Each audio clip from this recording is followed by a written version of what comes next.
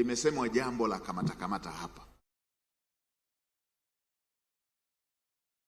Katika ziara yangu hii ndo mara ya kwanza nasikia mambo ya kamata.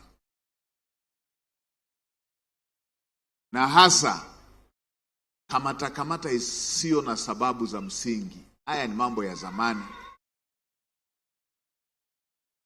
Haya ni mambo ya zamani.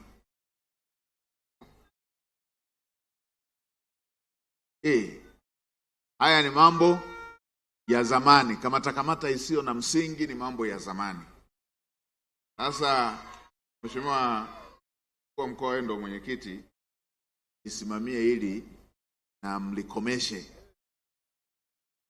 Watu waishi wakiwa huru, wafanye kazi za kujiletea maendeleo. Watu walale wakijua wako salama. Isimamie hilo kwa mkoa. Tumesema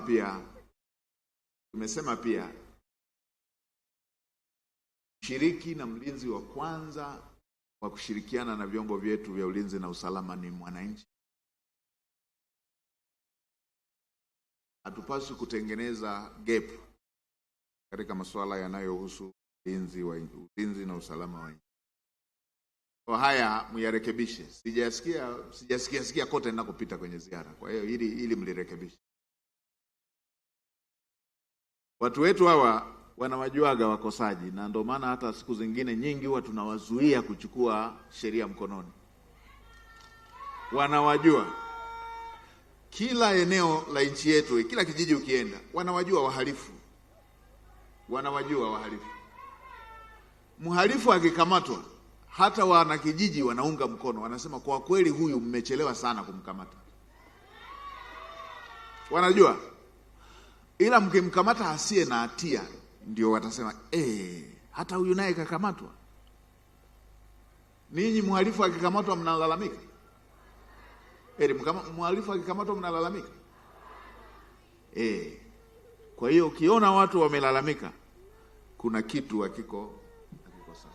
Kwa hiyo hili Mheshimiwa Mkuu wa Mkoa lifanyie kazi.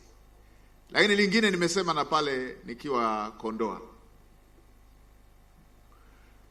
Si tu kamata ya wananchi wenyewe, hata kukamata vitendea kazi. Kwa jambo linahitaji tu kafaini, nyinyi mnakamata kitendea kazi. Haya mambo ya shortcut za aina hiyo ni mambo ya kizamani. Mtu mnayemjua kijana anafanya shughuli yake, ajira yake ndio hiyo inayomletea kipato. Anafanya shughuli ya bodaboda, anafanya shughuli ya baisikeli, anafanya shughuli ya gari. Ana kikuu chake. Ndio amefanya kosa kwamba hapa alitakiwa asifanye hivi, amefanya hivi, anatakiwa kulipa faini. Mnashikiliaje bodaboda yake? Imekuwa ya kwenu? Ninyi mnachomdai si faini? Si ndio sheria imesema faini? Si ana kitambulisho? Andikisheni kitambulisho chake, anajulikana, faini yake inajulikana, mwambieni faini yake, mwachieni kitendea kazi chake akafanye kazi. Aendelee na shughuli ya uzalishaji.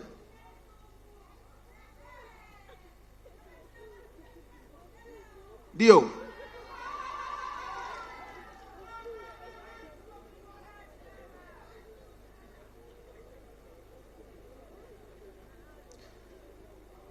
Na maeneo mengine ni kupuuza tu, yani ni ile kutokujali tu. Kwa sababu sisi tulioko serikalini huku, hata usipoenda ofisini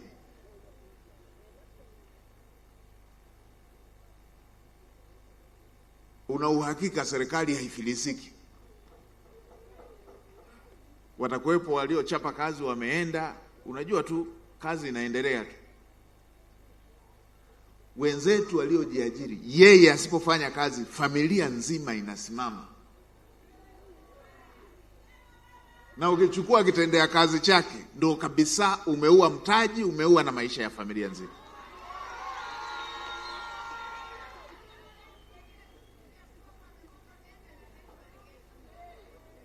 Ameniongezea mama, unakuta na anadaiwa marejesho.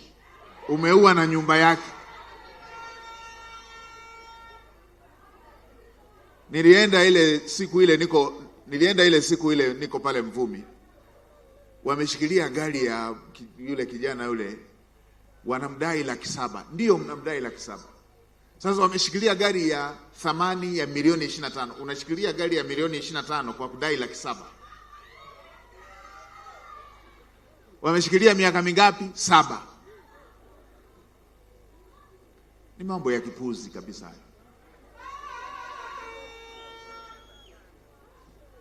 Na kuonesha kwamba ni makusudi tu. Nimemaliza siku ile wiki inayofuata wamemrudishia. Haya mambo ya kushikashika, kamata ya kushikilia vitendea kazi, shikilia mali ya mtu, tuachane nayo.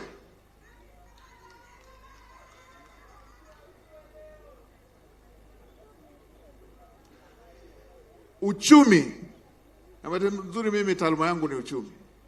Uchumi una vibatani, una vieneo vingi sana ambavyo ukigusa tu unaona mtawanyiko wake katika maeneo mengi. Mheshimiwa Rais alipoapishwa tu akasema sitaki akaunti za wafanyabiashara zifungwe, sitaki mchukue fedha zao. Mapato yaliongezeka kutoka trilioni 1.2 yaliongezeka mara 3 zaidi. Kuna mwezi mmoja imeenda trilioni 3.4, trilioni 3.5, kutoka trilioni 1.2, kutoka trilioni 1.2. Kama makusanyo yameongezeka, maana yake wale watu wanaolipa hiyo kodi wameongeza kipato chao bila nguvu. Mapato yameongezeka, maana yake wale waliolipa wameongeza uzalishaji. Sasa mtu unayetaka azalishe huku unaenda unakamata kitendea kazi, unataka akulipe huku unaenda unakamata kitendea kazi, analipaje? Jana nilipita pale Kondoa, sijui ni uchunguzi wa aina ipi ule, kwamba wamemtuhumu wizi. Wameenda wamechukua mashine yake ya kusaga, wamechukua mpaka kitanda na godoro. Uchunguzi gani wa kuchukua mpaka godoro?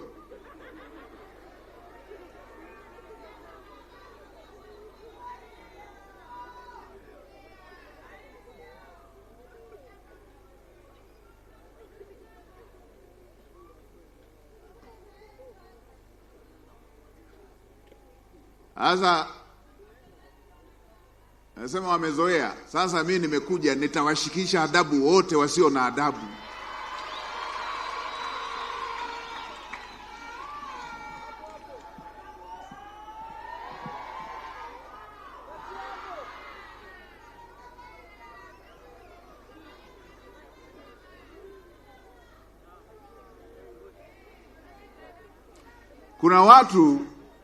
Kuna watu mpaka wanafika serikalini, mpaka wanafika kwenye ofisi, mpaka wanafika kwenye wanashika nafasi, hawajui maisha ya Watanzania, hawayajui.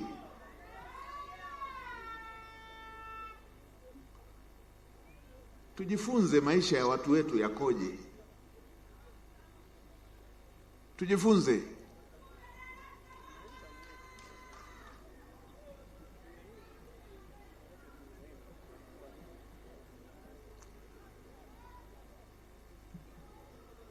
Nimepita pale na ili Mheshimiwa Waziri, tukienda huko tukimaliza budget tutaenda tujadiliane.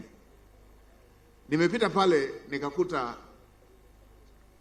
jana kwenye maandishi yaliyoandikwa, nilikutana na kesi moja ya kijana mmoja, mifugo yake ilikamatwa. Baada ya kuwa imekamatwa wakaishikilia, baada ya kuwa wameishikilia wakashinda kesi, wakapeleka kwenye mahakamani, mwenye mifugo akashinda kesi. Nimeshawashinda mahakamani, mahakama ambao ninyi wenyewe serikali mmeanzisha na mnaamini ndio chombo cha kutoa haki. Haya, nirudishieni, nimeshawashinda, mifugo yote imekufa. Hivi mnajua sisi wafugaji kwamba hata ng'ombe akivunjika mguu tunamfunga POP. Nyie mnaenda mnaua mifugo yote.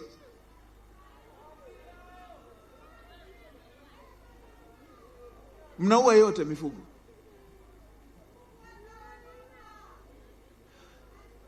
Sisi ng'ombe akivunjika mguu hata achinjwi, hata wale wanaochunga wale tunamfunga POP. Ninyi mnakamata mnaenda mnaua wote.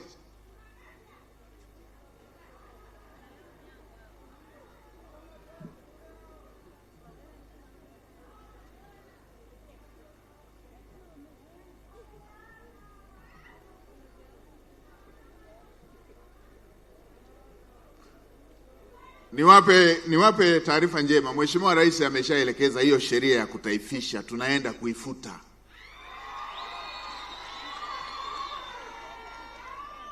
Tutaifuta.